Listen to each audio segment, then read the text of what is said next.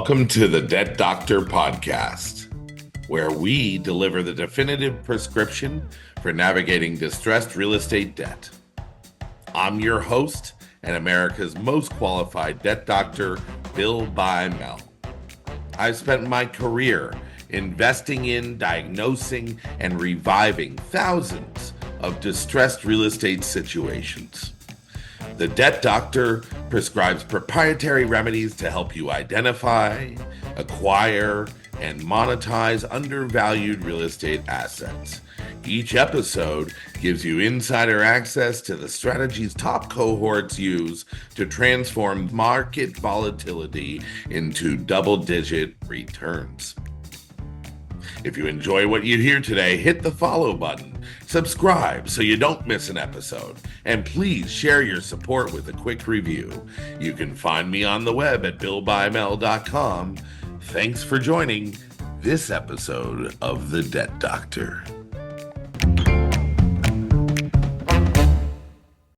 Hello, folks. Welcome back to another episode of The Debt Doctor. If you're joining us for the first time or you're a return listener, it means a lot if you click the like and you subscribe and comment on anything that you find useful here. We are having a little coffee with Bill today. This is actually the Nespresso. I'm a big Nespresso fan, not a paid in any way, but there's a special brand out called Nola. It's it's a partnership between Nespresso and Blue Bottle Coffee Company. Nola being New Orleans, right? So it's a chicory flavored coffee. It reminds me, they suggest you actually do it over ice. I've done it both hot and iced. I love it. First of all, I love New Orleans. I love New Orleans coffee.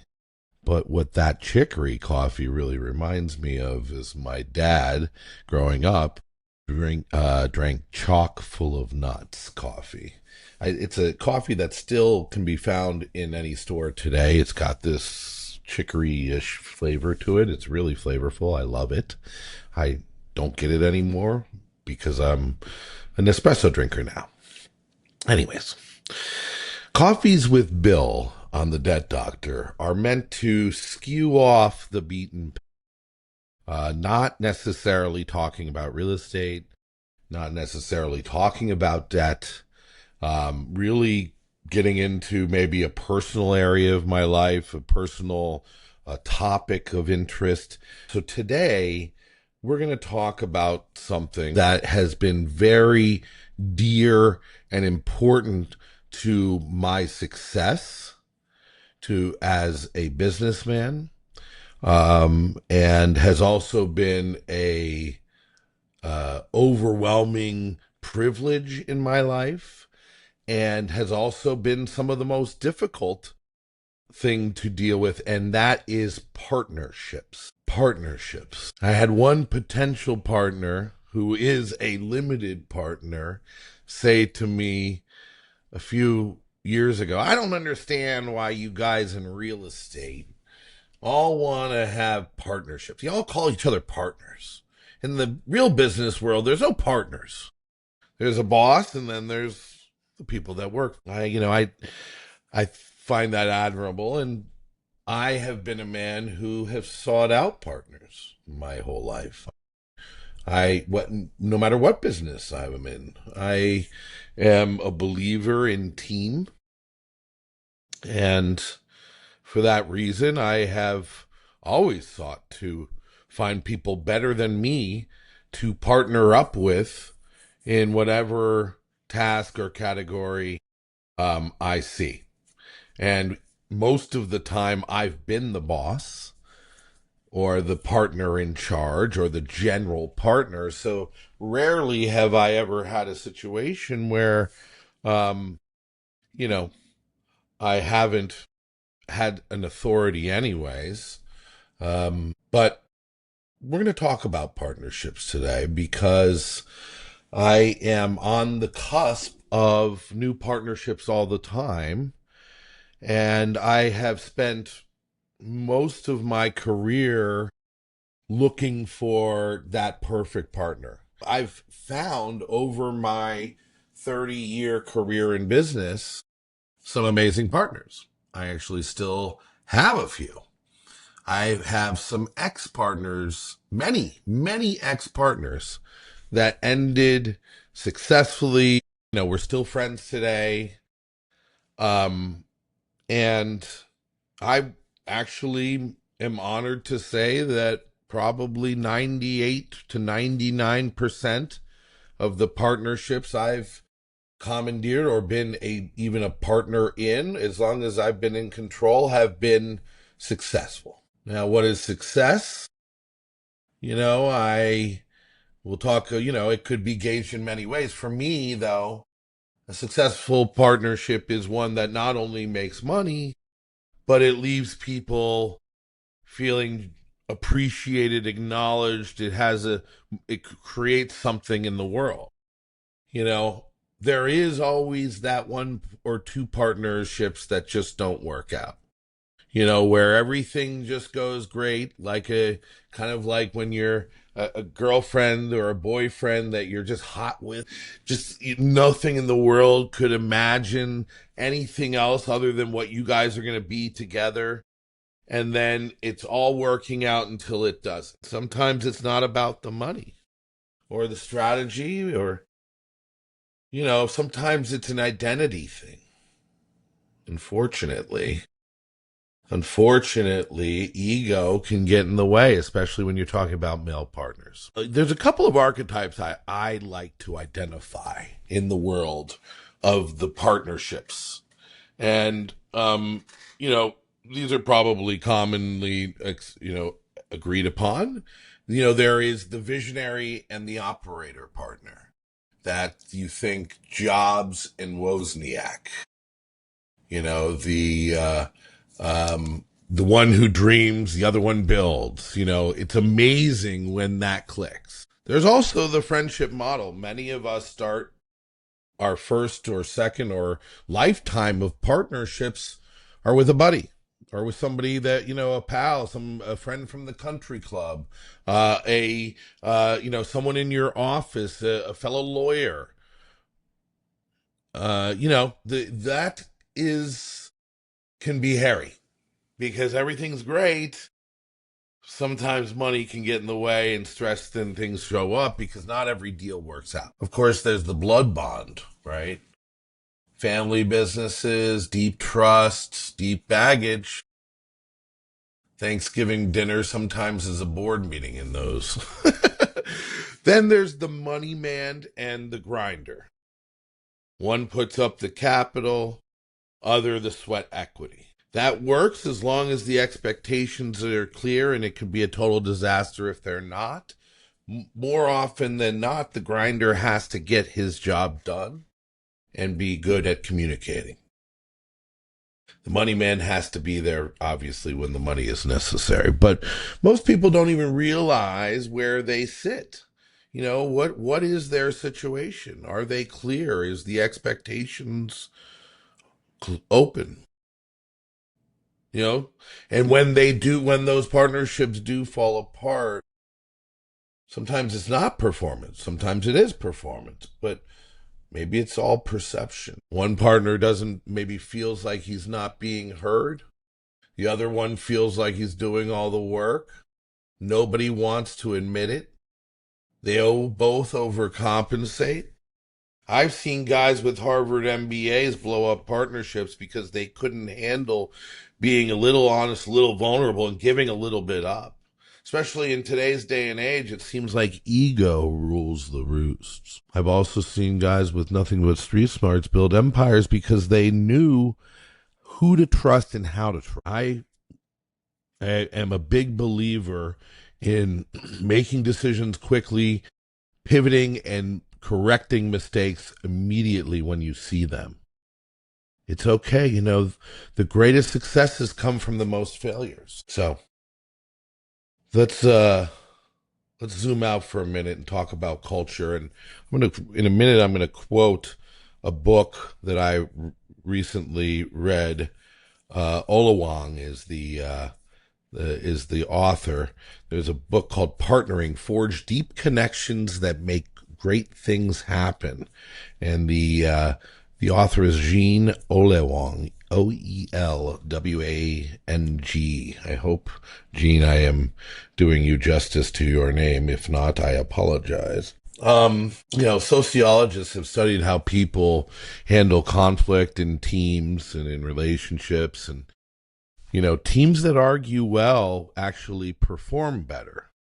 Not more, but better. In healthy partnerships, you can disagree with respect. You can debate ideas, not attack identities. I'd never avoid conflict. I've just learned to try to master it. And culturally, most of us are not trained for it. Um, I would say that this is the business that we do. We walk into, at First Lincoln Capital, my company, where we're buying non-performing loans or vacant properties or whatever it might be, we are walking into disagreement, into a world of, where how you treat people actually makes a difference in whether you can turn the tables on a distress situation. So I'm not afraid to have uncomfortable conversations early, to be clear about my expectations, my roles, and my and the money situation. And I have to say, though, I haven't been perfect at this. I talk to potential partners all the time, and I'm not quite always clear to them what my expectations are. One, because I'm probably a little insecure myself, to be honest, about wanting to share that. Um, so that's one of the things I'm working on. Check your ego at the door, they say, right? I know that I'm not always right. That's one thing I'm pretty good at as a leader. I think most of my staff would agree that I've done a good job of losing my ego at the door in most cases. I always protect my relationships. I'm very, very keen on relationships over revenue, you know. And you got to look for complementary skills and complementary values. And the bottom line is that if we all have to be honest about who we are and what we can bring to the table in order to, I'm starting to think I'm underselling myself. Anyways, okay, so let me get into these principles in this book about partnerships that I think is spot on. And what I would say is kind of what I've been living by as I start to look at new partnerships and acknowledge and appreciate the ones I have right now or the ones that I'm completing. Shared purpose is number one. Shared purpose, great partnerships are rooted in a common mission that transcends personal gain. If you want to be a partner with me, all six of these have to click for us. Great, a shared purpose. We have to have a North Star, something that we're going for. And then that purpose becomes the glue that will bind us together, right? When the times are tough. Deep mutual respect, admiration, and trust for the emotional foundation of an enduring partnership, right? So if you really see each other, not just for your role, but there's values and strengths and things like that. Like I've got a partner in real estate, my commercial real estate business in Florida, Nate Werner. I've been in business with him since early 2000s, to over 20 years. He runs that business. We occasionally do deals together. I'm still a Florida real estate broker. I haven't brokered a deal in probably a decade, directly, that is, and, but this is a man who I have ultimate deep respect for. We have the same values. He's a good man. And, there's this openness and integrity and longevity in us. So that we'll never not be partners in that business. And his son, Paul, also joined the business. And he is my next, he is now just a full-fledged partner with us. And we all get that together. That's kind of the family bond where we never have a problem, though, at the Thanksgiving dinner. Well, we don't eat Thanksgiving together. Maybe that's why. Number 3 is equity. I say equity and not necessarily equality, right? There's a sense of fairness that underpins any lasting collaboration. Decisions need to be made collaboratively. We all need to be inclusive. And we need to recognize that even if we don't have the same percentages, that there's an equitable understanding as to how the relationship is. Trust is number 4 of 6. It's not just build, it's practice continuously. When you trust someone, you can be honest with them, and that builds resilience under pressure. You know, you can take risks together as partners, knowing that you'll catch each other if you fall. Calculated risks are where the great rewards in business come from. 5 is complementary differences. If there's some way that you benefit each other, one's an operator up all the time, building teams. The other is a visionary out creating new partners or new ventures or new opportunity. Don't try to mirror each other, but celebrate and integrate the differences with equitable respect and trust. But the most important thing for me, and it's probably what I've gone through here, and in the recent times, I've really looked for a long-term commitment. The best partnerships that I've been a part of, I've treated like gardens, nurturing them and pruning them and patiently watering them day by day.